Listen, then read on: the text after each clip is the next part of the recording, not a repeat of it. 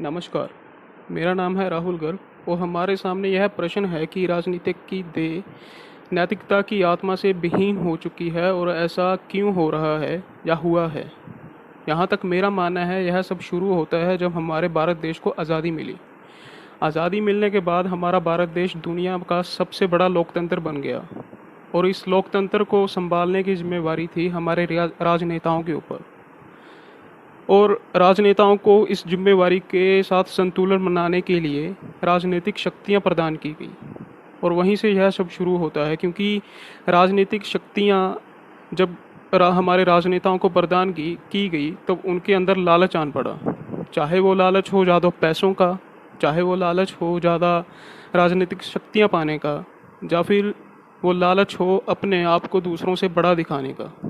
अपने आप को दूसरों से बड़ा दिखाने का सिर्फ दो रास्ते हैं, या तो आप अच्छे कर्म कीजिए और लोगों का आदर पाइए और उनकी नज़रों में ऊपर उठिए, या फिर दूसरा तरीका है आप लोगों को धमकाइए, डराइए, कत्ल कीजिए, बुरे काम कीजिए ताकि कोई आपके खिलाफ़ आवाज़ ना उठा सके।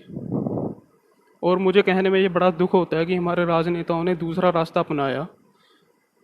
और चाहे आज आप देख लीजिए किसी भी राजनीतिक पार्टी या दल को उठा के देख लीजिए, उनमें लगभग 90% जो लोग हैं जो उस गुट में काम कर रहे हैं, सबके ऊपर बुरे कर्मों के चार्जेस लगे हुए हैं। ऐसा क्यों है? देखिए, भारत देश आज़ादी के बाद तरक्की कर रहा था और हमारी अर्थव्यवस्था अच्छे से फल फूल रही थी।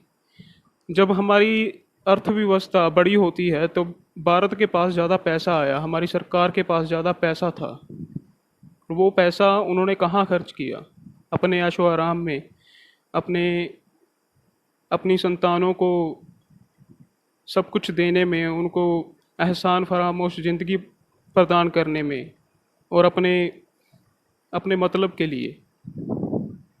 आज आप देखेंगे कि हमारे देश में जब कोई इस लालच वाले राजनेताओं के ऊपर कुछ बोलता है तो उनको देशद्रोही करार दे दिया जाता है, उनको आतंकवादी घोषित कर दिया जाता है। ऐसा क्यों है?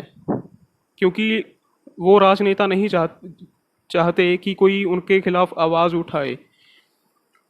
जी ना, मैं एक इंसान की बात नहीं कर रहा हूँ, ना ही एक पार्टी की बात कर रहा हूँ। मैं बात कर रहा हूँ पूरे के पूरे जो हमारा लोकतंत्र है उसकी बात कर रहा हूँ।